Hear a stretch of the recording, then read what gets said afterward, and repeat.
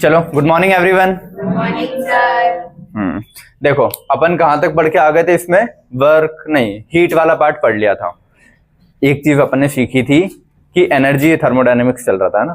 ठीक है, पहले तो देखो एनर्जी दो ही टर्म्स में यूज की जा सकती है, या तो हीट के फॉर्म में या फिर वर्क के फॉर्म में। एनर्जी को दो टाइप से यूज कर सकते हैं, जिसमें से अपन ने हीट पूरा पढ़ लिया था अच्छे से। हीट में जो बाद में पोर्शन आता है ना इसके बाद पढ़ने का, वो भी मैंने वहीं पढ़ा दिया था। जितना भी तुम्हारा था कि कौन सा स्पेसिफिक हीट, मोलर हीट, वो सब वहीं पढ़ के अपन ने खत्म कर लिया। तो हीट अब नहीं पढ़ना है अपने को। हीट का जितना पार्ट था कंप्लीट हो गया है। ठीक है, सेकंड चीज आती है अपना वर्क वाला पार्ट। ठीक है, तो वर्क वाला पार्ट अपने को इसमें पढ़ना था उसके बाद, हीट के बाद। लेकिन अब वर्क में फिर मेरे को ऐसा था कि पूरा एक साथ पढ़ा था, अब पूरा एक साथ समझ में नहीं आता, तो वर्क को फिर दो टुकड़ों में पढ़ाना पड़ता। पहले थोड़ा वर्क पढ़ा था फिर बाद में। तो पहले बेटर है कि फर्स्ट लॉ समझा देता हूँ, उसी में वो जो वर्क टर्म है वो फिर अब इसके बाद पूरा एक साथ पढ़ा सकता हूँ मैं, अब दिक्कत नहीं होगी। तो वर्क पूरा यहीं पे एक साथ ही खत्म कर लेंगे।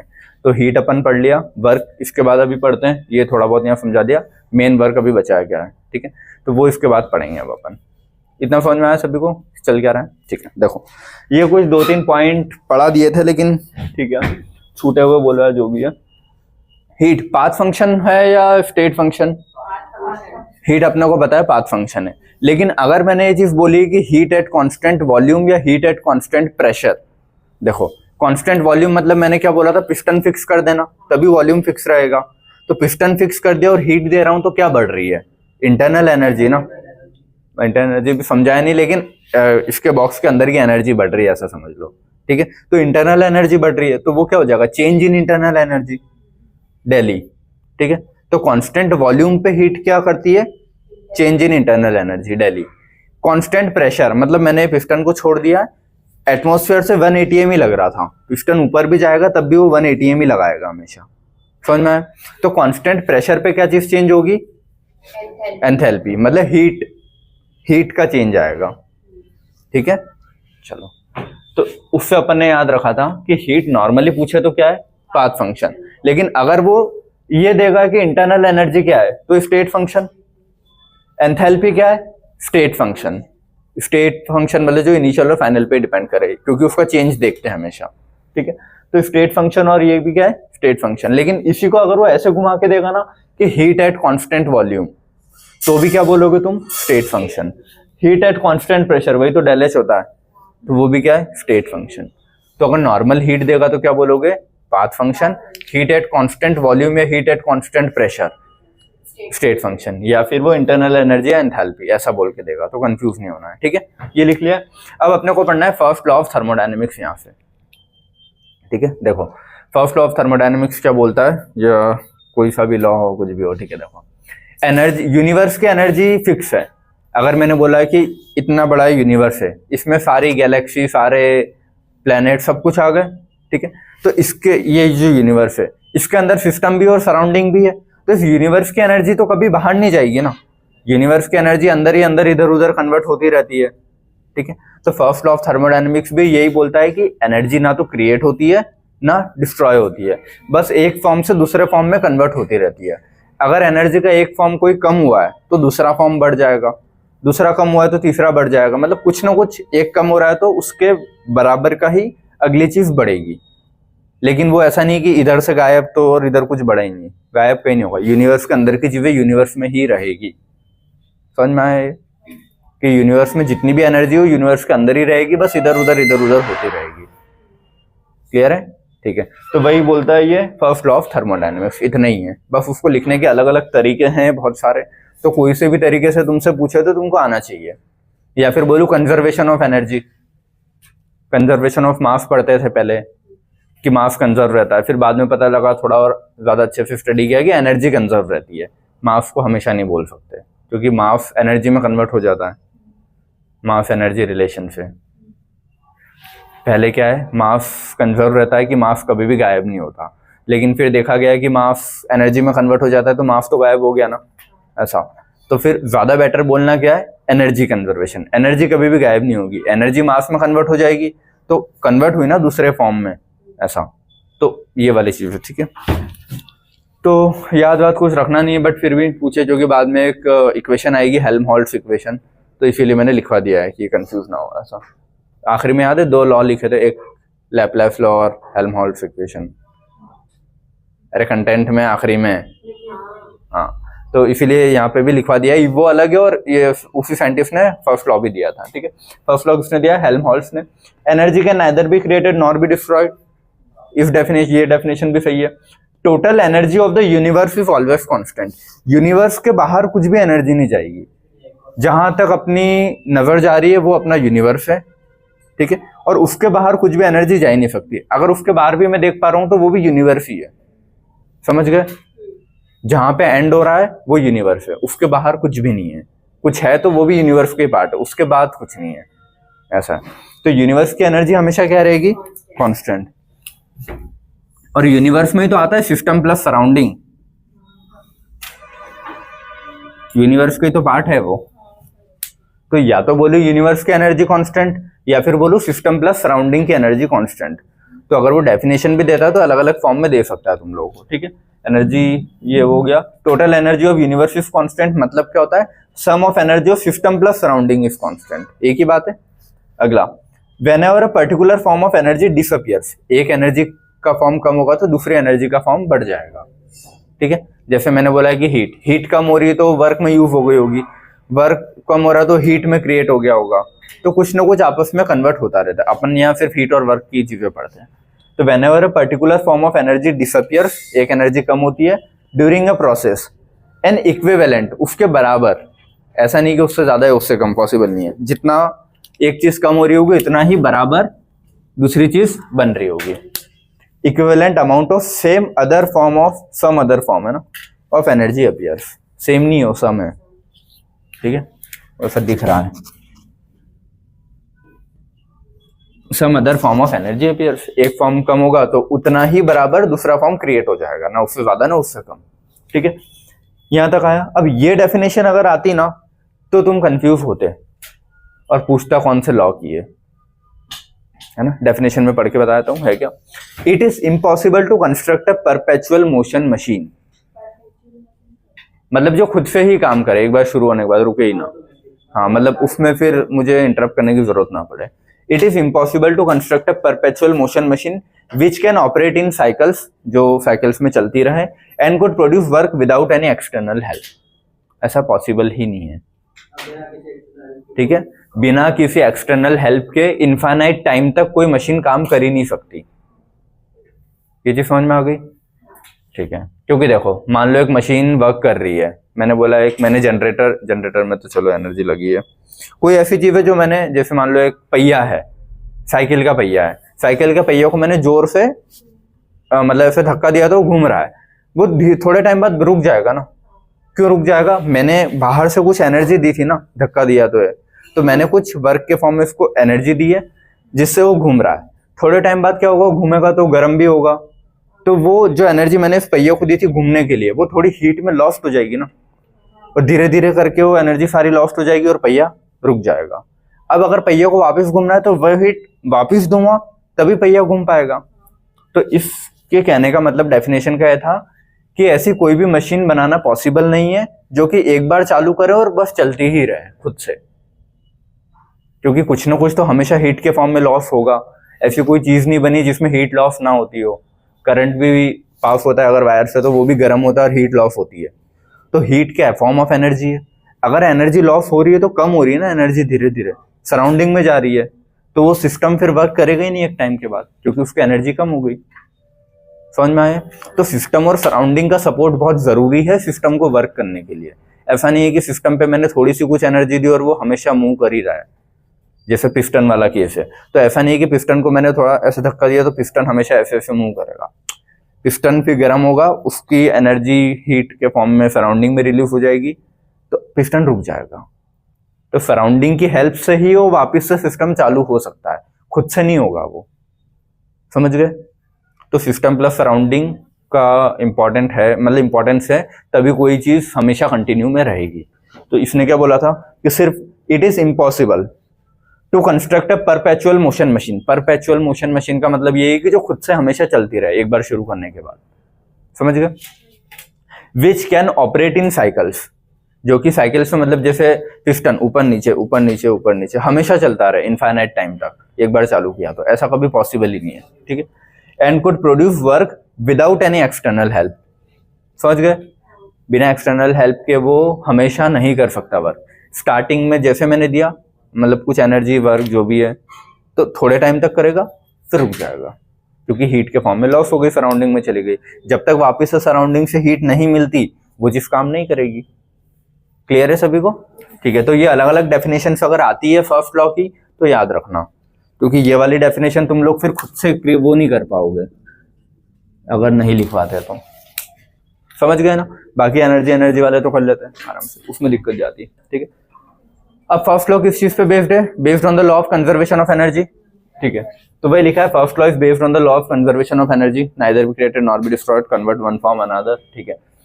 अब जो इंटरनल एनर्जी, देखो इंटरनल एनर्जी अभी पढ़ेंगे, बस अभी इतना समझो, जो अपना सिस्टम था ना वो पिस्टन वाला, उसके अंदर जितनी भी एनर्जी है उसको बोला इंटरनल एनर्जी। जितनी भी टाइप की एनर्जी उसको क्या बोला अपन ने? Internal energy. तो इंटरनल एनर्जी मतलब किस टाइप से मैं चेंज कर सकता हूँ, या वो किस चीज में यूज हो सकती है, या तो हीट या वर्क, दो ही चीज में। तो internal energy heat given to the system. Internal energy कब बढ़ेगी? जब मैं सिस्टम को गर्म करूंगा या उसको हीट दूंगा तो इंटरनल एनर्जी बढ़ेगी, या फिर वर्क करूंगा सिस्टम के ऊपर मैंने अलग से, जैसे मैं हूं पिस्टन है तो मैंने एनर्जी लगाई ना पिस्टन के ऊपर और फिर पिस्टन को नीचे धक्का दिया, तो मैंने पिस्टन के ऊपर वर्क किया, तो पिस्टन की एनर्जी थोड़ी ना लगी उसमें, मेरी एनर्जी लगी ना, और मेरी एनर्जी ट्रांसफर हुई सिस्टम के अंदर, तो फाइनली सिस्टम की इंटरनल एनर्जी तो बढ़ गई ना। ये चीज समझ गए ना बेटा? बातें नहीं, अंदर आ जल्दी। हाँ सुनो, मैंने पिस्टन को प्रेस किया तो मेरी एनर्जी लग रही है ना पिस्टन को प्रेस करने में, तो मेरे हाथ से कुछ एनर्जी सिस्टम के अंदर ट्रांसफर हुई। सिस्टम के अंदर ट्रांसफर हुई मतलब उसकी इंटरनल एनर्जी में कंट्रीब्यूट हुआ ना उसका, ठीक है। तो इंटरनल एनर्जी में कंट्रीब्यूशन दो तरीके से हो सकता है, या तो मैं सिस्टम को गर्म करूं नीचे से, हीट दूंगा तो हीट अंदर जाएगी तो इंटरनल एनर्जी बढ़ेगी, या फिर सिस्टम के ऊपर वर्क करूंगा तो इंटरनल एनर्जी बढ़ेगी। तो वही लिखा है कि internal energy of the system कब बढ़ती है? जब heat given to the system, गर्म करूंगा तो इंटरनल एनर्जी बढ़ेगी, या फिर work done on the system, ठीक है। तो अपन हमेशा चेंज देखते हैं। देखो ये इंटरनल एनर्जी अभी जब पढ़ाऊंगा तब समझ जाओगे कि एग्जैक्ट इंटरनल एनर्जी तुम कैलकुलेट नहीं कर सकते कभी भी, ठीक है। तुम सिर्फ और सिर्फ क्या कैलकुलेट कर पाओगे? पहले कितनी थी और अभी कितनी है, चेंज। समझ में आ रहा है थोड़ा? एग्जैक्ट क्यों कैलकुलेट नहीं कर पाते हो मैं समझा दूंगा, ठीक है। लेकिन चेंज, जैसे मान लो मेरे पास कोई सिस्टम तुम लेके आ गए कि ये है, तो मेरे को अभी मैं उसकी कैलकुलेट कर लूंगा। एक कैसे करते हैं वो भी है, बॉम्ब कैलोरीमीटर करके एक एक्सपेरिमेंट होता है, उससे जो तुम सिस्टम लेके आए हो मेरे पास, उससे मैंने बॉम्ब कैलोरीमीटर से उसकी टोटल इंटरनल एनर्जी भी पता कर ली, ठीक है। अब मैं जब उसको गर्म करूंगा, फिर गर्म करने के बाद अब मैंने वापस से इससे बॉम्ब कैलोरीमीटर से इसकी एनर्जी कैलकुलेट कर ली, तो जब तुम लेके आए थे तब उसकी कुछ एनर्जी होगी, गर्म करने के बाद उसकी एनर्जी बड़ी होगी ना, तो वापस से जब बॉम्ब कैलोरीमीटर से उसकी एनर्जी चेक की तो मैं सिर्फ गैप ही तो देख पा रहा हूँ, जीरो से कितनी थी मुझे नहीं पता, तुम लेके आए तब मुझे टोटल पता है, मतलब ऐसे एग्जैक्ट मैं बता नहीं सकता, मैं सिर्फ चेंज बता सकता हूँ, ठीक है। तो इंटरनल एनर्जी वाली जो चीज है ना वो हमेशा तुम चेंज ही बता पाते हो कि पहले कितनी थी बाद में कितनी हो गई, ठीक है, कि इतनी एनर्जी बढ़ी है इतनी कम हुई जो भी है, तुम एग्जैक्ट नहीं बता पाओगे। जैसे फॉर एग्जांपल ऐसे ही समझ लो यार, एग्जांपल कुछ आ नहीं रहा, ठीक है। तो इंटरनल एनर्जी कब कब चेंज हो सकती है? जब उसमें हीट और वर्क, ये दो चीजें, जब उसको हीट दूंगा तो इंक्रीज होगी और work done on the system होगा तो इंक्रीज होगी। चलो इधर सारे इधर है ना। इंटरनल एनर्जी कब कब चेंज होगी? जब हीट दूंगा और work done on the system, ठीक है। तो फर्स्ट लॉ अपना यही बोलता है कि एनर्जी टोटल कंजर्व रहती है, हीट से वर्क, वर्क से हीट, ये कन्वर्ट होता रहता है। तो टोटल इंटरनल एनर्जी क्या होगा? हीट प्लस वर्क का सम, क्योंकि देखो हीट और वर्क ये दोनों भी क्या एनर्जी है, ये भी क्या है एनर्जी है, तो energy is equal to energy होगा ना टोटल। तो मैं बोल रहा हूँ तो internal energy is equal to, जो टोटल एनर्जी के दो फॉर्म अपन ने पढ़े, हीट प्लस वर्क, तो वही है energy is equal to energy. और ये एनर्जी किस फॉर्म में पढ़ रहे अपन? हीट और वर्क के फॉर्म में। बस समझ में आया इतना? तो फर्स्ट लॉ क्या है तुम्हारा? Change in internal energy is equal to heat given to the system, या बाय द सिस्टम वो पढ़ेंगे क्या है, लेकिन अभी याद रखने के लिए हीट जब दूंगा तो इंटरनल एनर्जी इंक्रीज होगी और work done on the system तो इंटरनल एनर्जी इंक्रीज हो सकती है, क्योंकि ये दो सिंबल पॉजिटिव रहेंगे, इसीलिए इसको ये बोला है मैंने अभी, क्योंकि अगर हीट बाय कर देता तो सिंबल मेरे को चेंज करना पड़ता फिर। समझे कुछ? चलो, तो ये दो भी एनर्जी का ही फॉर्म है ना, ये दोनों भी एनर्जी है ना, और ये भी क्या है? तो फर्स्ट लॉ यही तो बोलता है कि एनर्जी एक दूसरे फॉर्म में कन्वर्ट हो सकती है, लेकिन रहेगी वो उतनी ही जितनी पहले थी। क्लियर है? ठीक है, तो अब मुझे बताओ हीट क्या है? वर्क स्टेट फंक्शन है, पाथ फंक्शन है? हीट पाथ फंक्शन है। वर्क भी पाथ फंक्शन है। तो वही लिखा है अपन ने कि हीट और वर्क क्या है? Path function. ठीक है, लेकिन इंटरनल एनर्जी का चेंज, एनर्जी के सारे टर्म्स क्या होते हैं? State function. स्टेट एनर्जी के सारे टर्म्स स्टेट मतलब स्टेट में आते हैं। कोई सी भी एनर्जी हो, Gibbs free energy, internal energy, फिर एंट्रोपी, एंथैल्पी, सब सारे चेंज क्या है? State function. लेकिन अगर पूछता है हीट प्लस वर्क दोनों क्या है? State function. अब ये पता है Q plus W state function क्यों लिखा? क्योंकि Q प्लस डब्ल्यू है क्या? डेली। तो डेली अगर स्टेट फंक्शन है तो Q प्लस डब्ल्यू भी तो स्टेट फंक्शन है। तो क्वेश्चन ऐसे घुमा के कंफ्यूज कर सकता है ना। इंडिविजुअल हीट का पूछ लेगा, बता दोगे। इंडिविजुअल वर्क का पूछ लेगा, बता दोगे। ठीक है, लेकिन अगर ऐसे पूछो और इंडिविजुअल इंटरनल एनर्जी का पूछेगा तो बता दोगे। लेकिन अगर क्वेश्चन ऐसा आया है Q plus W is state function, path function, both state and path, only path, only state, तो फिर तुमको कंफ्यूजन होगा। क्योंकि Q प्लस डब्ल्यू होता क्या है? E, और E स्टेट है तो Q प्लस डब्ल्यू भी क्या होगा? स्टेट। समझ गए चीज? ठीक है, Q प्लस डब्ल्यू है क्या? Change in E। ठीक है, अच्छा इसको डेल E और डेल U भी लिखते हैं ना कुछ कुछ बुक्स। सारे इधर बेटा, इंटरनल एनर्जी को डेल E भी लिखा जाता है या फिर डेल U भी लिखा जाता है, तो उससे कंफ्यूज नहीं होना है। ठीक है, इतना समझ में आया यहां तक सभी को? ठीक है, अब इसमें जो दो चीजें आई ना, हीट और वर्क। हीट तो अपन पढ़ चुके हैं क्या होता है? टेम्परेचर के डिफरेंस की वजह से जो चीज ट्रांसफर हो रही है वो हीट होता है। ठीक है, अब अगला आता है अपना वर्क। हीट के बाद क्या आता है? वर्क। तो वर्क और इंटरनल एनर्जी एग्जैक्ट होता क्या है ये अपने को पढ़ना है। इसलिए मैंने बोला था पहले हीट पढ़ा के फिर वर्क पढ़ा था, फिर इंटरनल एनर्जी पढ़ा के फर्स्ट लॉ पढ़ा था, लेकिन फिर वही वर्क आधा पढ़ाना पड़ता मेरे को, क्योंकि वर्क का फिर कुछ यूज फर्स्ट लॉ से आता, इसीलिए। ठीक है, देखो सिस्टम कभी भी वर्क कर रहा है मतलब या तो पिस्टन ऊपर जा रहा है, पिस्टन नीचे जा रहा है। ठीक है, मैंने माना ऐसा पहले सिस्टम था, मैंने पिस्टन को नीचे प्रेस किया, तो ये जो गैप आया है ये चेंज होगा ना, और ये तो मैंने यहाँ पे लेंथ लिखा है इसका। ठीक है, ऊपर से नीचे कितना आया ये लेंथ लिख दी है मैंने कि इतना लेंथ नीचे आया है वो, लेकिन वो 3D में है ना मेरे पास। तो ऐसा समझो बाल्टी है, बाल्टी में मैंने पिस्टन नीचे किया तो देख वॉल्यूम नीचे आएगा ना, सिर्फ लेंथ थोड़ी ना बोलूंगा मैं। एरिया है ना वो तो पूरा 3D में स्पेस है, तो 3D में वो कैसा है? वॉल्यूम है पूरा। क्योंकि इस चीज को अगर मैं बनाने जाऊंगा तो वो 3D स्पेस में ऐसा है ना, पूरा नीचे आ रहा है। इसको 3D में मैं बना नहीं पा रहा हूं, बट समझ गए कि 3D में नीचे आ रहा है ये पूरा, ये ऐसा पूरा के पूरा। तो ये है क्या? वॉल्यूम। अब वही उसका डेरिवेशन है कुछ नहीं। वर्क डन क्या होता है? फोर्स इनटू डिस्प्लेसमेंट अपन पढ़ के आए। ठीक है, तो डिस्प्लेसमेंट यहाँ कितने का हुआ है? लेंथ, L डिस्प्लेसमेंट हुआ है, तो फोर्स इनटू लेंथ लिखा। लेकिन अब ऊपर से अगर मैं वर्क कर रहा हूं तो प्रेशर लगा रहा हूं ना, तभी तो वर्क हो रहा है।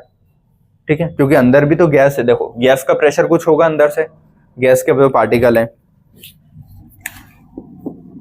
गैस के पार्टिकल भी तो कुछ प्रेशर लगा रहे होंगे ना अंदर से। गैस होती नहीं तो फिर तो पिस्टन खुद ही नीचे चले जाता बिना मेरे दबाए, लेकिन अंदर से गैस भी कुछ प्रेशर लगा रही है, उसके अगेंस्ट में मेरे को प्रेशर लगाना पड़ रहा है ताकि वो गैस कंप्रेस हो। ठीक है, तो बाहर से जो प्रेशर मैं लगा रहा हूं वो क्या है? P एक्सटर्नल जो मैं लगा रहा हूं। गैस का प्रेशर क्या है? P gas. ठीक है, और ये दोनों प्रेशर का सम 0 होगा। जितना प्रेशर मैं बाहर से लगा रहा हूं और अंदर से लगा रहा हूं उनका सम क्या आएगा? 0। ठीक है, तभी जाके वो चीजें दोनों एक मतलब पिस्टन वहां रुका रहेगा। जैसे मैंने पिस्टन नीचे किया तो मैंने एक्सटर्नल प्रेशर बढ़ाया तो गैस भी अपना प्रेशर बढ़ाएगी। समझ में आता है थोड़ा है? जैसे मान लो यहाँ पे था, मेरे को कम वजन लगाना पड़ रहा है तो अंदर से गैस भी कम वजन लगा रही है, मैं थोड़ा और पिस्टन को नीचे किया तो और जोर लगाया होगा ना मैंने पिस्टन को नीचे करने में, तो अंदर से गैस भी और ज्यादा प्रेशर लगाएगी उसको रोकने के लिए। फिर और नीचे जाते जाते मेरे को और ज्यादा दम लगेगा, क्यों? क्योंकि प्रेशर भी अपना गैस बढ़ा, मतलब अंदर की जो गैस है वो भी अपना प्रेशर बढ़ा रही है। तो थोड़ा और मैं पिस्टन को नीचे करूंगा तो और ज्यादा दम लग रहा है मेरे को, क्यों? क्योंकि अंदर से प्रेशर भी बढ़ रहा है। समझ में आई ये? तो वही है कि external pressure is equal to minus of gas का प्रेशर। माइनस क्यों? क्योंकि अपोज कर रहा है ना। एक्सटर्नल अगर मैं ऐसे लगा रहा हूं तो गैस वाला प्रेशर ऊपर लग रहा है, तो अपोज कर रहा है तो माइनस, या फिर बोलूं दोनों का सम क्या होता है? 0। तभी जाके वो उस पर्टिकुलर स्टेट पे रुक पाएगा जहां भी है। तो दोनों का सम 0, इसको उधर ले गया तो माइनस। तो P external is equal to minus of pressure of gas. समझ में? ठीक है। हाँ लेकिन वो, हाँ लिखना हो तो लिख सकते हो, लेकिन वो गैस का प्रेशर है अपने आप इस केस में। ठीक है। हाँ बाकी इंटरनल ऐसे लिखना हो तो उसको कुछ भी लिखो ऐसा, P external is equal to minus of P internal. लेकिन पी इंटरनल है किसकी वजह से? गैस की वजह से, तो गैस लिखा हुआ। ठीक है। देखो तो अब मेरे को ऊपर से क्या वर्क करके जोर प्रेशर लगाना पड़ रहा है ना ऐसा। और प्रेशर क्या होता है? Force per unit area. Pressure क्या होता है? फोर्स पर यूनिट एरिया, यही होता है ना। और ये पूरा कुछ एरिया कवर कर रहा होगा वो पिस्टन ने कुछ एरिया कवर किया होगा, उस एरिया पे मैं प्रेशर लगा रहा हूँ ना, मतलब प्रेशर लगाया मतलब फोर्स पर यूनिट एरिया, वही ऐसा। ठीक। तो वही कि प्रेशर क्या होता है? Force per unit area. तो फोर्स क्या आएगा? प्रेशर इंटू एरिया, ये इतना है। ठीक है। अब अपना वर्क क्या होता है? एफ इंटू डी है ना, तो एफ की जगह मैं पी ए लिख सकता हूँ ना, तो P A into D, P A into L. वही फोर्स को क्या लिखा मैंने? Pressure into area. तो पी ए इंटू डी को एल लिखा था, तो पी ए इंटू एल इसको लिख सकता हूँ, पी ए इंटू एल। और एरिया इंटू लेंथ होता है वॉल्यूम। ये समझ में आता है ना? पूरे एरिया में लेंथ का मल्टीप्लाई कर दूंगा, एरिया 2D में होता है और लेंथ भी उसमें इंक्लूड कर दूंगा तो 3D में हो गया ना वो। तो एरिया इंटू लेंथ क्या हो गया? वॉल्यूम। ये जो समझ गया। एक मेरे पास प्लेट है, सर्कुलर प्लेट है, तो वो क्या हुआ? उसका एरिया कितनी नीचे तक जा रही है, तो पूरा ऐसे 3D में बन जाएगा ना। तो ये पूरा आप क्या इंक्लूड करेगा? वॉल्यूम। तो वही है कि एरिया इंटू लेंथ वॉल्यूम, तो प्रेशर इंटू वॉल्यूम, ये आया मेरा वर्क। तो वर्क या तो बोलूं फोर्स इंटू डिस्प्लेसमेंट, लेकिन वो यहाँ ऐसे समझ में नहीं आता है, तो उसको अपन इस फॉर्म में कन्वर्ट कर लेते हैं, प्रेशर इंटू वॉल्यूम। कि जितना प्रेशर लगा रहा हूँ वो एक कुछ वॉल्यूम नीचे कर रहा है, प्रेशर लगाने पे कुछ वॉल्यूम नीचे आ रहा है ना, तो वही है वो। ठीक है। तो फाइनली क्या आएगा? और वॉल्यूम क्या? चेंज इन वॉल्यूम आएगा ना, कि पहले कुछ यहाँ पे था तो कुछ वॉल्यूम था पूरा इसका, यहाँ पे आ गया अब पिस्टन, तो अब कुछ वॉल्यूम बचा, तो ये क्या है? चेंज इन वॉल्यूम आया ना। ये जो आएगा ये क्या है मेरा? Change in volume. इतना वॉल्यूम नीचे आया है वो, ये जो भी आ रहा है इतना, समझ में आया? ये तो वही लिखा है कि pressure into change in volume. ठीक है। तो वर्क डन क्या होता है? कितना प्रेशर लगा रहा हूं एक्सटर्नल वाला, ठीक है, और चेंज इन वॉल्यूम। और एक्सटर्नल प्रेशर माइनस में लिया है मैंने यहाँ पे, ठीक है, या फिर बोलूं वर्क डन माइनस में लिया है, क्योंकि मैं अगेंस्ट द अंदर वाली गैस के काम कर रहा हूं। तो मैं इसको प्लस लूं, इसको माइनस, इसको माइनस लूं, इसको प्लस, तो मैंने अंदर वाली गैस को प्लस लिया तो पी एक्सटर्नल माइनस में ही रहेगा। अंदर वाली गैस अगर प्लस में लूं तो पी एक्सटर्नल उसके अगेंस्ट में काम करना पड़ रहा है ना, अगेंस्ट में काम मतलब माइनस, तो वो सिंबल माइनस वहां से आया है, पी एक्सटर्नल, और चेंज इन वॉल्यूम होता है। तो ये क्या हो गया? अपना वर्क का फॉर्मूला। समझ में आए? तो अब से तुम वर्क का एक फॉर्मूला क्या नया याद रखोगे? Minus P external del V, पूरा ही याद रखना हो, minus P external del V. Clear है सभी को? लेकिन यही चीज जब फिजिक्स में पढ़ते हो तो वो हो जाता है पी डेल वी। ठीक है। तो वो लिख दिया है मैंने बस कि W equal to P del V according to physics, और ये बड़े शब्दों में अपने सब्जेक्ट का लिखा है अकॉर्डिंग टू केमिस्ट्री, क्योंकि यहाँ पे अपने को ये याद रखना है। तो केमिस्ट्री के क्वेश्चन में क्या करोगे? Minus P external del V. Physics में जब क्वेश्चन आएगा तो क्या करोगे? सिर्फ पी डेल वी। ठीक है। चलो अब इसी चीज को वो जब थोड़े टफ क्वेश्चन देता है तो बोलेगा वॉल्यूम, वॉल्यूम तो ठीक है, प्रेशर इतने से इतना हुआ। देखो वॉल्यूम का तो मैंने डेल वी लिख दिया, V2 माइनस V1, लेकिन प्रेशर को भी अगर वो चेंज कर रहा है कि पहले प्रेशर इतना लगा रहा था मैं, बाद में प्रेशर इतना लगा रहा हूं, जैसे इधर देखो, सुनो, प्रेशर एक्सटर्नल मैंने पिस्टन पे मार रहा हूं, तो मैं कुछ एक फॉर एग्जांपल मैं 5 न्यूटन पर उससे मार रहा हूं, ठीक है। प्रेशर का क्या हो गया? फोर्स पर मीटर, फोर्स का एरिया न्यूटन पर मीटर स्क्वायर, तो न्यूटन पर मीटर स्क्वायर में 5 मान रहा हूँ, ठीक है, कि 5 के उससे मैं पी एक्सटर्नल लगा रहा हूँ, तो फिक्स कर दिया ना मैंने, 5 के उससे ही लगा रहा हूँ प्रेशर। अब मैं अगर बोलूँ कि स्टार्टिंग मैंने 5 से की थी, लेकिन जैसे जैसे पिस्टन नीचे जा रहा है मैं और जोर से दम लगा रहा हूँ, तो प्रेशर भी तो बढ़ा रहा हूँ मैं टाइम के साथ। समझ में आया क्या है? तो 2 टाइप के क्वेश्चन आएंगे, जिसमें एक में वो बोलेगा कि प्रेशर एक्सटर्नल फिक्स है, कि हाँ 5 से ही लगा रहा है तो 5 से ही लगा रहा हूँ पूरे टाइम में, लेकिन एक में बोलेगा वो कि प्रेशर स्टार्टिंग में 5 था और बाद में धीरे धीरे बढ़ के वो 10 कर दिया उसने। प्रेशर एक्सटर्नल जो लगा रहा है वो 5 से लेके 10 तक धीरे धीरे इंक्रीज किया है। जैसे गाड़ी में होता है ना एक्सेलरेटर, एक होता है कि एक कांस्टेंट रखा तो गाड़ी कांस्टेंट स्पीड पे चल रही है, एक होता है कि धीरे धीरे मैं रेस भी बढ़ा रहा हूँ तो गाड़ी और स्पीड, तो उसी को तो एक्सेलरेशन बोलते हैं, टाइम के साथ वो चीज और बढ़ना। तो प्रेशर में टाइम के साथ अगर और बढ़ाते जाऊं धीरे धीरे धीरे, तो ये पी एक्सटर्नल फिर फिक्स नहीं रहेगा ना, लेकिन आगे मैंने डेल तो लगाया नहीं है कि चेंज कुछ हो। वॉल्यूम में तो मेरे को पता है कि पहले इतना वॉल्यूम बाद में इतना, तो डेल वी को मैं V2 माइनस V1 लिख दूंगा, समझ में आया ना। लेकिन प्रेशर को मैं P2 माइनस P1 नहीं लिख सकता ना, कि पहले इतना प्रेशर बाद में इतना प्रेशर। तो इसके लिए फिर जब ऐसे क्वेश्चन आएंगे ना कि प्रेशर वेरिएबल हो, तो तुमको इंटीग्रेशन करना पड़ेगा कि कितने से कितना प्रेशर चेंज किया है। समझ में आया? तो ये वाला कब यूज करोगे? जब प्रेशर फिक्स होगा, फिक्स प्रेशर अप्लाइड। और ये वाला कब यूज करोगे? जब वेरिएबल प्रेशर होगा। ठीक है, समझ गए? तो जो भी होगा वो P1 से P2 जो भी कुछ दे रखा होगा ऐसा। क्लियर है ये? और फिर इंटीग्रेट कर दोगे जैसे भी तुम लोग करते हो हमेशा। ठीक है, करते ही नहीं हो। ये 2 फॉर्मूले याद रहेंगे, minus P external del V या फिर ये वाला। अगर वो सेम ही रखूंगा तो इंटीग्रेशन का साइन हट जाएगा, और अलग है तो इंटीग्रेशन का साइन लग जाएगा। क्लियर है ना? यहां तक सबको समझ में आया? ठीक है, अब ये आगे कुछ 2-3 थ्योरी के और पॉइंट लिखे हैं, वर्क से रिलेटेड है, पढ़ लो। Mechanical work is directly proportional to heat produce. कोई भी वर्क करूंगा तो हीट प्रोड्यूस होगी ना, तो वही बोल रहा है कि पिस्टन को अगर मैं मैकेनिकल वर्क करूंगा तो वो वर्क काय में कन्वर्ट हो रहा है? हीट में, क्योंकि मैंने पिस्टन पकड़ा, पिस्टन नीचे किया, पिस्टन ऊपर किया, नीचे ऊपर, ऐसा अगर पिस्टन को मैं कर रहा हूँ तो मैं वर्क कर रहा हूँ, लेकिन वो वर्क इस सिस्टम के लिए काय में कन्वर्ट हो रहा है? हीट में। धीरे धीरे गर्म हो जाएगा ना। इसका बेस्ट एग्जाम्पल उससे समझ सकते हो तुम लोग, जब अपन साइकिल में हवा भरते ना पंप से, सबने भरी होगी है ना। अभी वे इलेक्ट्रिक वाले नहीं, वो जो पंप आते थे पहले, वो ऐसे डंडे वाला, ठीक है, तो वो गर्म हो जाता है ना थोड़े टाइम के बाद। तो वो यही तो है अपना, ऐसे ही तो है वो, कि अपन एक्सटर्नल प्रेशर लगा रहे हैं फिर खींचा, फिर तो अपन जो वर्क कर रहे हो काय में कन्वर्ट हो रहा है? हीट के फॉर्म में। ठीक है, तो mechanical work is directly proportional to heat produce अपने सिस्टम के लिए। पंप भी समझो वाला।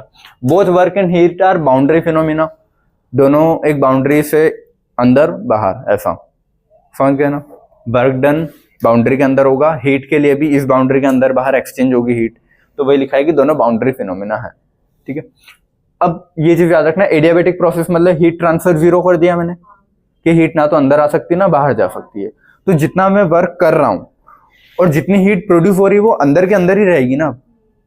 जैसे मान लो पंप अगर ऐसा होता, वैक्यूम वाला पंप होता, समझ गए, वैक्यूम वाला पंप होता तो हीट बाहर नहीं आ सकती थी, तो अब मेरा वो पंप गर्म नहीं होगा। अब जितना भी मैं उसमें ऐसे ये पंप मार रहा हूं ना, तो जितनी भी हीट प्रोड्यूस हो रही है वो अंदर के अंदर ही रह जाएगी। तो अंदर वो क्या इंक्रीज करेगी? उसकी इंटरनल एनर्जी। अगर एडियाबैटिक प्रोसेस है या एडियाबैटिक चीज है कि हीट ट्रांसफर कुछ नहीं हो रहा है, तो जितना मैं वर्क दे रहा हूं वो सब काय में कन्वर्ट होगा? हीट में, और हीट इंटरनल एनर्जी बढ़ाएगी। समझ में आना है? तो वही पॉइंट लिखा है कि in adiabatic process internal energy of the system कब बढ़ेगी और कब घटेगी। ठीक है, बढ़ेगी कब? जब मैं वर्क सिस्टम पे करूंगा, पंप में नीचे मारूंगा तब इंटरनल एनर्जी बढ़ेगी ना। ठीक है, और पंप को मैं ऊपर खींचूंगा या फिर सिस्टम खुद से वर्क करेगा। मैंने नहीं किया, देखो मेरे को सिर्फ पंप को नीचे दबाना है, तो मैंने वर्क किया, तो जितनी एनर्जी मेरे अंदर से पंप के अंदर ट्रांसफर हुई वो हीट में ही रह जाएगी, क्योंकि हीट लिबरेट नहीं हो पा रही है अभी। समझ में आया? अब मैं अगर पंप को वहीं छोड़ दूंगा तो वापस ऊपर सिस्टम खुद कर देगा उसको। समझ में आया? तो सिस्टम जब खुद से उसको ऊपर कर रहा है तो वो अपनी हीट यूज करके ही तो कर रहा होगा, ऐसे जादू से तो करेगा नहीं कि पंप को अब ऐसे जादू से ऊपर कर दिया। कुछ तो यूज करेगा, कुछ मतलब उसकी एनर्जी किस फॉर्म में जो हीट में उसको इंक्रीज हुई थी वही वापस से यूज करके पंप को ऊपर फेंकेगा। तो वही है कि इंटरनल एनर्जी बढ़ेगी भी और घट भी सकती है। बढ़ेगी कब? जब work done on the system हो, ठीक है, और घटेगी कब? जब work done by the system हो। तो वर्क डन, हाँ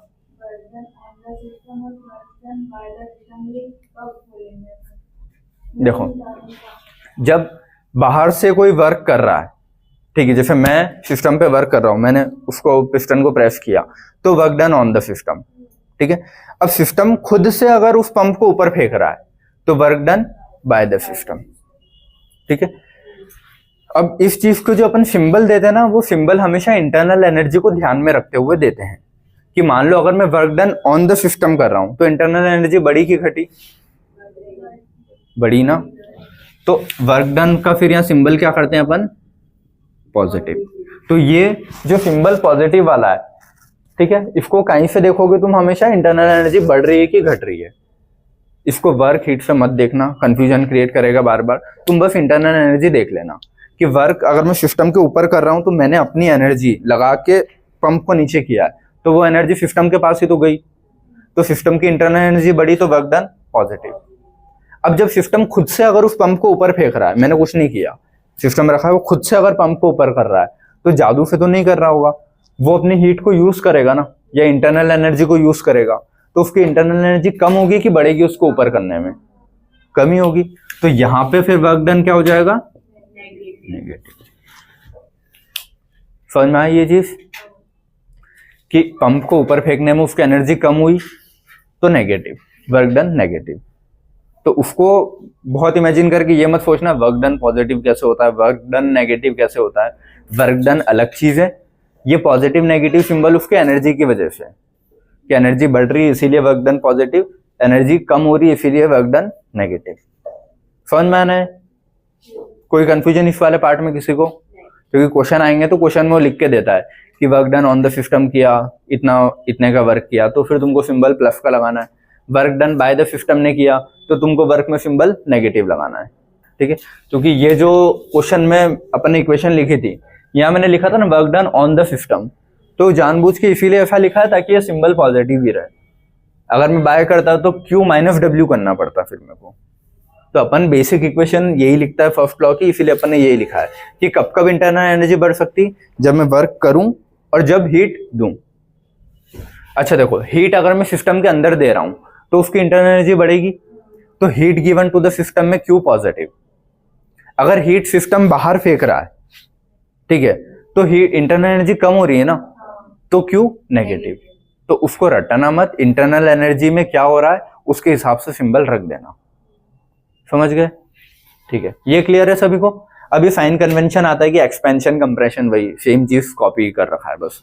एक्सपेंशन ऑफ द गैस मतलब क्या है? ऊपर हो रही होगी गैस, दूर दूर हो रही, मतलब पिस्टन खुद से काम कर रहा है ना ऊपर। उसको ये इमेजिन मत करना है कि मैंने खींचा, नहीं, ठीक है। या फिर अगर ऐसे भी कर रहे हो कि मैंने खींचा तो मैं उस सिस्टम से एनर्जी खींच रहा हूं, और भले ही मेरे को पिस्टन ऊपर, वो बहुत कंफ्यूजन क्रिएट करेगा। अगर पिस्टन ऊपर आ रहा है तो खुद से आ रहा है, पिस्टन नीचे जा रहा है तो खुद से नीचे नहीं जा सकता, मेरे को प्रेस करना पड़ेगा, क्योंकि यहां से प्रेशर ऑफ गैस लग रहा है, तो मेरे को उसके अपोज में उतना प्रेशर मारना पड़ेगा कि वो पिस्टन नीचे जाए, ठीक है। तो अगर मैं बोल रहा हूं एक्सपेंशन ऑफ द गैस, मतलब ऊपर आ रहा होगा ना पिस्टन, ठीक है। पिस्टन ऊपर आ रहा है तो वॉल्यूम बढ़ा कि घटा?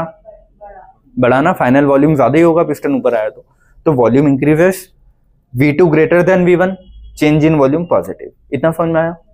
अब एक्सपेंशन मतलब पिस्टन ऊपर आ रहा है तो इंटरनल एनर्जी कम होगी कि ज्यादा?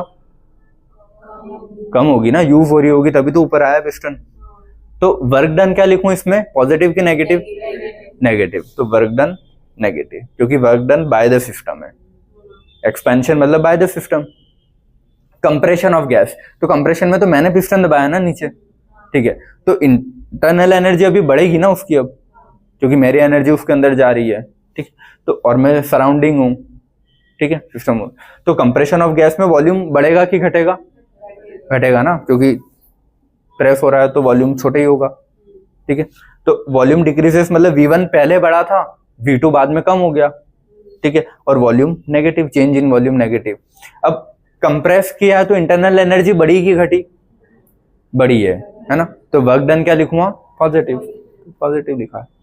सेम चीज हीट गिवन के लिए लिखूं कि heat given to the system में heat given to the system में Q positive, heat taken by the system या heat liberated by the system में क्यू नेगेटिव। कोई कंफ्यूजन तो नहीं ना इसमें, ठीक है चलो। अब ये अगर वॉल्यूम का चेंज ही नहीं हो रहा है तो वर्क डन होगा क्या, कुछ वॉल्यूम का चेंज ही नहीं हुआ, पहले वॉल्यूम इतना ही था, बाद में भी वॉल्यूम इतना ही है, मतलब पिस्टन फिक्स है ना, तो ना वॉल्यूम बढ़ रहा है ना घट रहा है, तो वर्क भी नहीं होगा, समझ गए, क्योंकि हीट का कुछ एक्सचेंज ना बढ़ी घटी तो वर्क भी कुछ नहीं होगा, तो चेंज इन वॉल्यूम पे वर्क डन 0, ठीक है। और ये चेंज इन वॉल्यूम 0 को क्या बोलते हैं अपन, आइसोकोरिक, ठीक है, बारीक तो प्रेशर वाला है, ये कौन है, आइसोकोरिक। तो आइसोकोरिक में वर्क डन क्या होता है, 0।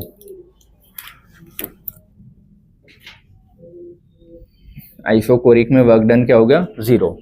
डेल टी 0 मतलब क्या होता है, आइसो थर्मल, उसमें चेंज इन इंटरनल एनर्जी 0 है। Del T is equal to 0 मतलब टेम्परेचर का कोई चेंज हो ही नहीं रहा है। टेम्परेचर चेंज कब होता है, जब हीट बढ़ेगी तो टेम्परेचर बढ़ा, हीट कम तो टेम्परेचर कम। जब हीट का कुछ ऐसा नहीं हो रहा, मतलब मैंने बोला टेम्परेचर 0 है, टेम्परेचर का चेंज 0 है, सॉरी, कि टेम्परेचर जितना पहले था उतना ही अभी भी है, कुछ नहीं हो रहा है, तो चेंज इन इंटरनल एनर्जी भी कुछ नहीं होगी ना। समझ में आता है ना थोड़ा सोच के, कि जब टेम्परेचर में चेंज नहीं आ रहा तो इंटरनल एनर्जी में चेंज कैसा आएगा, क्योंकि टेम्परेचर ही हीट की वजह से आता है। क्लियर है, ठीक है। तो पहले भी टेम्परेचर 45 होगा, बाद में भी 45, तो इंटरनल एनर्जी भी फिक्स ही होगी, वो चेंज हुई नहीं होगी। क्लियर है, चलो इतना समझ में आया यहाँ तक, ठीक है। अब ये पढ़ लिया अपन ने क्या, थोड़ा बहुत वर्क का पार्ट, कि वर्क होता क्या है, ये इसीलिए पढ़ाया ताकि ये समझ में आए, बस इसीलिए। अब ये तो अपन पढ़ लिए थे हीट, अब ये पढ़ना इंटरनल एनर्जी होती क्या है। टर्म बहुत पहले से आ रहा है, बार बार तो बता तो चुका हूं, बस अभी समझो। पहली चीज ये आती है इंटरनल एनर्जी, मतलब क्या, जो सिस्टम है ना अपना, इस सिस्टम के अंदर जो गैस है, इस गैस में जितने भी पार्टिकल है, एटम जो भी है उस गैस के, मैंने बोला नाइट्रोजन गैस फील है, तो नाइट्रोजन के जितने भी एटम है, एटम मॉलिक्यूल जो भी भरे अंदर, उनकी एनर्जी, दैट्स इट, ठीक है। इंटरनल एनर्जी क्या होता है, सिस्टम की पूरी एनर्जी इज इंटरनल एनर्जी। पूरी एनर्जी का मतलब ये होता है, देखो मैंने बोला nitrogen nitrogen nitrogen nitrogen nitrogen, हो सकता है कुछ एटम फ्रीली मूव कर रहे हो सिर्फ नाइट्रोजन के, कुछ मॉलिक्यूल बन के N2 में मूव कर रहे हो, ठीक है। तो इंटरनल एनर्जी किन किन चीजों पे डिपेंड करेगी, एक नाइट्रोजन है, ठीक है, उसके इलेक्ट्रॉन्स भी तो घूम रहे हैं ना, हर चीज, हर एनर्जी जो उस सिस्टम में एसोसिएटेड है, हर एनर्जी का मतलब समझो अच्छे बेटा, बातें नहीं इधर, हर एनर्जी का मतलब समझो अच्छे से। एक नाइट्रोजन का एटम पकड़ा मैंने, उसमें न्यूक्लियस होगा सेंटर में, उसके बहुत सारे इलेक्ट्रॉन घूम रहे होंगे ना, बहुत सारे मतलब कितने होता है नाइट्रोजन में, 7, तो 7 के 7 इलेक्ट्रॉन घूम रहे हैं, वो 7 के 7 इलेक्ट्रॉन न्यूक्लियस से खिंचा रहे होंगे, तो उनके बीच की कुछ एनर्जी होगी ना। अपन पढ़ते हैं फर्स्ट इलेक्ट्रॉन की एनर्जी कितनी होती है, काइनेटिक, पोटेंशियल, टोटल सब पढ़ते हैं, सेकंड वाले की कितनी होती है, थर्ड रिंग की कितनी होती है, जो भी है, तो इसके सातों के सातों इलेक्ट्रॉन की कुछ ना कुछ एनर्जी इसके न्यूक्लियस के साथ होगी। फिर हर एक इलेक्ट्रॉन आपस में भी तो रिपल्शन कर रहा होगा, पहले रिंग के इलेक्ट्रॉन दूसरे रिंग से कुछ तो रिपल्शन कर ही रहे होंगे, नेगेटिव नेगेटिव, दूसरे वाले तीसरे से, पहले वाले तीसरे से, तो ऐसे हर इलेक्ट्रॉन का कुछ ना कुछ थोड़ा बहुत रिपल्शन आपस में होगा, तो रिपल्शन, अट्रैक्शन, ये सब भी तो एनर्जी की फॉर्म है। तो ये वाली एनर्जी समझ गए, न्यूक्लियस से हर एक इलेक्ट्रॉन अट्रैक्ट हो रहा है, ये वाली एनर्जी 7 के साथ, ये 7 के साथ आपस में रिपल्शन फील कर रहे हैं, ये वाली एनर्जी, समझ में आया। अब ये एक N2 है, एक और N2 ने आके जब बॉन्ड बनाया तो N ट्रिपल बॉन्ड N बनता है, मतलब 3 इलेक्ट्रॉन ओवरलैप होके बॉन्ड बना होगा, मतलब 6 इलेक्ट्रॉन लग रहे होंगे, 3 इसके और 3 इसके, तो बॉन्ड की भी तो कुछ एनर्जी होगी जिसको बॉन्ड एनर्जी बोलते हैं। तो 3 बॉन्ड है तो 3 बॉन्ड की 3 बॉन्ड एनर्जी, ये। अब ये एक मॉलिक्यूल हो गया, ठीक है, ये मॉलिक्यूल कोई दूसरे नाइट्रोजन के मॉलिक्यूल से भी तो इंटरेक्ट कर रहा होगा, वैन डर वाल्स जिसको अपन बोलते हैं, समझ। तो ये हो गया, फिर ये नाइट्रोजन के मॉलिक्यूल ऐसे मूवमेंट, ऐसे मूवमेंट, ऐसे मूवमेंट, ट्रांसलेटरी, रोटेटरी, वाइब्रेशनल, तो ये वाले, ये भी तो एनर्जी के फॉर्म्स है ना अलग अलग सब। फिर वो कहीं भी रैंडम इधर उधर मूव कर रहा है तो काइनेटिक एनर्जी, पोटेंशियल एनर्जी, समझ में आया, ठीक है। तो जितनी भी टाइप की एनर्जी उस मॉलिक्यूल और उसके अंदर जितने भी एटम पार्टिकल हैं सबके आपस में प्लस इंडिविजुअल, सारी एनर्जी का सम क्या होता है? Internal energy. तो क्या तुम इंटरनल एनर्जी निकाल सकते हो एक सिस्टम की? मैंने बोला कि ये सिस्टम, मतलब एक सिस्टम मैंने लाके दे दिया तुमको और बोला इसके अंदर जो भी गैस है उसकी इंटरनल एनर्जी निकालो। कैसे निकालोगे? पॉसिबल ही नहीं है। कितने तो पार्टिकल होंगे उसमें, तुमको ये नहीं पता कि गैस के कितने पार्टिकल है पहली चीज तो, और पता लग भी जाए तो कौन किससे कितनी पावर से इंटरेक्ट कर रहा है तुमको नहीं पता ना, क्योंकि वो तो मूव कर रहे हैं हमेशा, काइनेटिक मूव कर रही है इधर उधर, तो उनके वैंडरवॉल ज्यादा कम, समझ गए?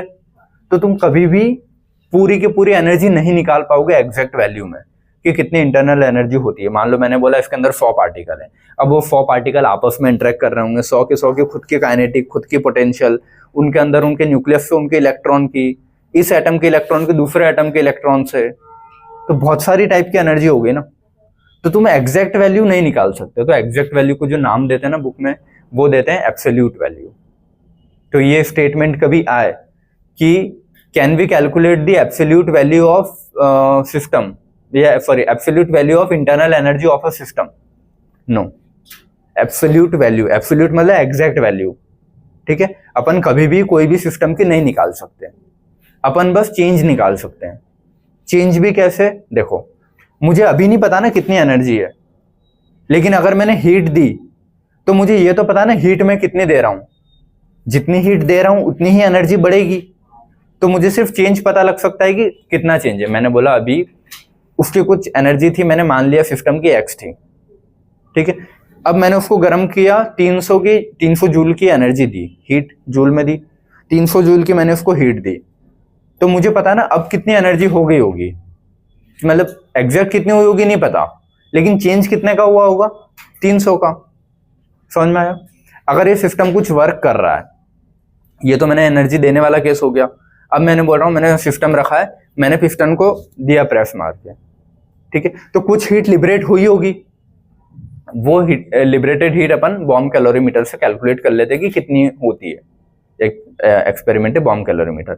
जैसे मैंने पिस्टन को नीचे प्रेस किया, जितनी भी हीट लिबरेट हुई होगी वो बॉम्ब कैलोरीमीटर मेजर कर लेगा। मान लो उसने बोला है कि 100 जूल की एनर्जी इस सिस्टम ने बाहर फेंकी है, तो मुझे एग्जैक्ट नहीं पता ना सिस्टम के अंदर कितनी थी, लेकिन ये तो पता चल गया कि 100 की बाहर फेंकी है। तो अब चेंज कितने का हुआ होगा? 100 का। तो जितनी हीट दी वही उसकी इंटरनल एनर्जी का चेंज, या फिर जितनी हीट सिस्टम ने बाहर फेंकी वही उसका इंटरनल एनर्जी का चेंज। समझ में आया? तो इंटरनल एनर्जी होती क्या है? Total energy of the system. उसका एग्जैक्ट वैल्यू कभी नहीं निकाल सकते हैं, सिर्फ चेंज निकाल सकते हैं। चेंज भी कैसे निकालोगे? जितनी हीट या तो बाहर फेंक रहा है या जितनी हीट अपन ने दी वही उसका चेंज होगा, ठीक है? अगर वर्क डन वो नहीं कर रहा है तो, अगर वर्क डन कर रहा है तो वर्क डन प्लस हीट का जो भी फॉर्म है वो उसका चेंज होगा, ठीक है? देखो, sum of all the different energy associated with atom, molecule, उसके इलेक्ट्रॉन, उसका न्यूक्लियस, समझ गए? Is called internal energy. Sum of all the energy atom molecule में जितनी भी है इंटरनल एनर्जी। अब उसको अलग अलग translatory, rotatory, vibratory, bond energy, क्योंकि N2 ने बॉन्ड बनाया था वो वाला, electric energy, kinetic energy, potential energy, फिर कौन से वैंडरवॉल एनर्जी, ठीक है? तो जितनी भी टाइप के बॉन्ड, जितनी भी टाइप की एनर्जी, सबका सम क्या होता है? इंटरनल एनर्जी, ठीक है? ये हो गया। Exact value of this energy is not known, तुम कैलकुलेट नहीं कर सकते एग्जैक्ट, क्लियर है? So we can not calculate its absolute value. Absolute मतलब क्या होता है? लिख लेना है वर्ड, एब्सोल्यूट मतलब एग्जैक्ट, क्योंकि ये वर्ड कंफ्यूज करेगा फिर। तो so we can not calculate its exact या absolute value, but we can calculate the change in internal energy. समझ गए ना? चेंज कैसे निकालते हैं? फाइनल कितनी और इनिशियल कितनी है, बस, ठीक है? तो उससे निकलता है चेंज।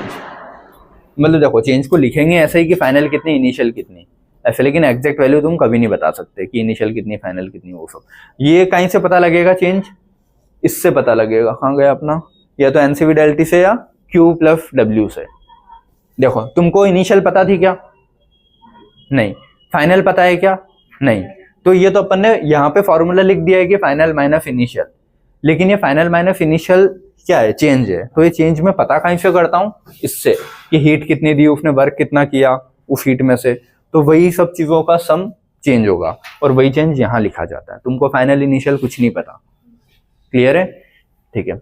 अगर ये पता होता तो फिर ये हो गया ना, एब्सोल्यूट वैल्यू तो पता है मेरे को। क्लियर है? ठीक है। अब चेंज इन इंटरनल एनर्जी अगर पॉजिटिव है, चेंज इन इंटरनल पॉजिटिव का मतलब क्या, उसकी एनर्जी बड़ी होगी। कब कब बढ़ सकती है? जब मैं उसको हीट दूंगा या फिर जब मैं उसके ऊपर वर्क करूंगा, तभी इंटरनल एनर्जी बढ़ सकती है। तो change in internal energy positive मतलब बाद फाइनल ज्यादा इनिशियल से। ये कब कब हो सकता है?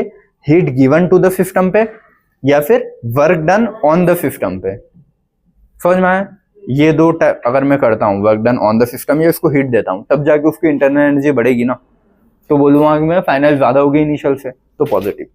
Change in internal energy negative. Negative का मतलब क्या कि उसने हीट लिबरेट की होगी या फिर वर्क किया होगा, यही है ना, वर्क किया होगा तो उसकी एनर्जी कम हो रही होगी, या फिर उसने हीट बाहर फेंकी होगी तो कम हो रही होगी। तो heat is liberated by the system या फिर work is done by the system, तब उसकी इंटरनल एनर्जी कम हो जाएगी, तो नेगेटिव बोलेंगे। कम हो गई मतलब जितनी पहले होगी उससे कम हो गई, तो इनिशियल ज्यादा होगी ना, तो इनिशियल ज्यादा है फाइनल से। ये समझ में आया? तो इंटरनल एनर्जी के सिंबल किस पे डिपेंड करते हैं? वर्क और हीट पे। और वर्क और हीट के कैसे चेक करते हैं समझा दिए, इंटरनल एनर्जी से, बढ़ती है घटती है उससे। तो तीनों टर्म समझ में आए, इंटरनल एनर्जी क्या होता है, हीट क्या होता है, वर्क क्या होता है। ठीक है। अब एक क्वेश्चन और मैं पूछता हूं तुम लोगों से कि इंटरनल एनर्जी एक्सटेंसिव प्रॉपर्टी होती है कि इंटेंसिव?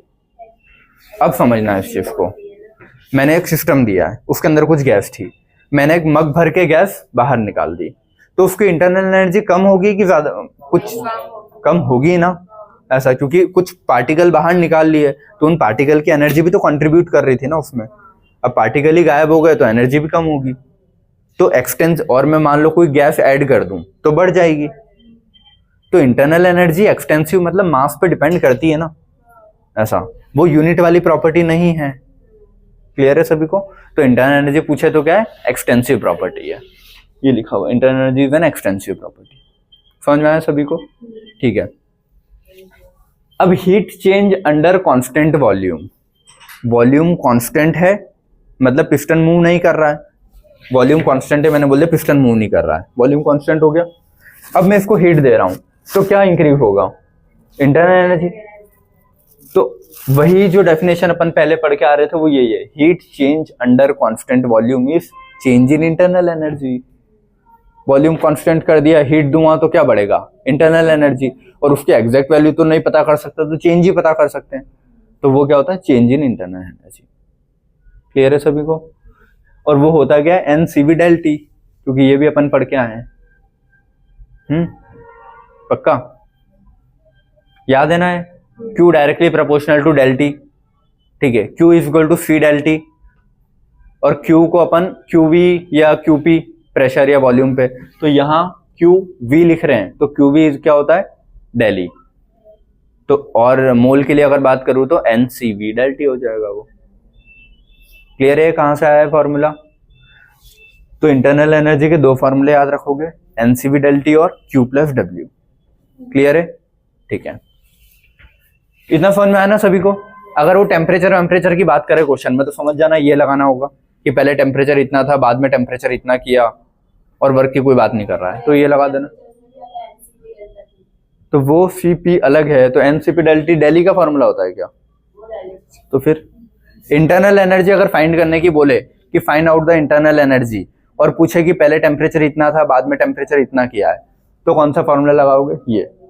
लेकिन अगर पूछे इंटरनल एनर्जी बताओ कितनी है, और work done by the, work done on the, या हीट लिबरेटेड, हीट गिवन, ऐसे टर्म्स आए, तो ये वाला लगाएंगे। समझ गए? क्वेश्चन में अगर इंटरनल एनर्जी का चेंज पूछ रहा है, और क्वेश्चन में ऐसी लाइन्स आ रही है कि heat given to the system by the system, work done on the system by the system, तो ये फॉर्मूला लगाओगे सिंबल्स के साथ। क्वेश्चन में जो भी बोल रहा है, on the, by the, given या आउट, उसके साथ ही Q और W के सिंबल रखोगे विथ सिंबल। ठीक है? और अगर क्वेश्चन में ऐसा दे रहा है कि पहले टेम्परेचर इतना था, बाद में टेम्परेचर मैंने इतना कर दिया है, उसके अंदर 1 मोल नाइट्रोजन गैस भरी है, ठीक है, तो नाइट्रोजन मुझे पता है ना डाई एटमिक है, यहाँ से क्लियर हो गया, 1 मोल उसने बोल दिया है, अगर नहीं बोलता है तो भी 1 मोल मान के चलना है, और उससे ज्यादा कुछ बोलता है तो वो ठीक है। तो मोल क्या होता है? एन। सीवी में निकाल सकता हूँ, सीवी सीपी किसी भी चीज का, कोई भी गैस का, याद है ना, कल ही पढ़ के आए थे। तो सीवी सीपी अपन निकाल सकते हैं, और चेंज इन टेम्परेचर वो दे रखा होगा। चेंज डिग्री सेंटीग्रेड बोलो, फ़ारेनहाइट बोलो, या कोई सा भी बोलो, चेंज सेम होता है। समझ में आया ये? ठीक है। तो अगर 2 टाइप से क्वेश्चन आ सकते हैं, दोनों ये वैरायटी है। इतना क्लियर है सभी को? अब इंटरनल एनर्जी कहीं से कैलकुलेट करते हो, पॉइंट लिख लेते हैं, बॉम्ब कैलोरीमीटर से कैलकुलेट करते हैं चेंज इन इंटरनल एनर्जी जो है। तो उसके कुछ 2-3 पॉइंट और बचे इंटरनल एनर्जी के, वो लिखते हैं। ठीक है। इंटरनल एनर्जी स्टेट फंक्शन है, पाथ फंक्शन है? बिना बोर्ड पे देखे गधा ही हो। State function.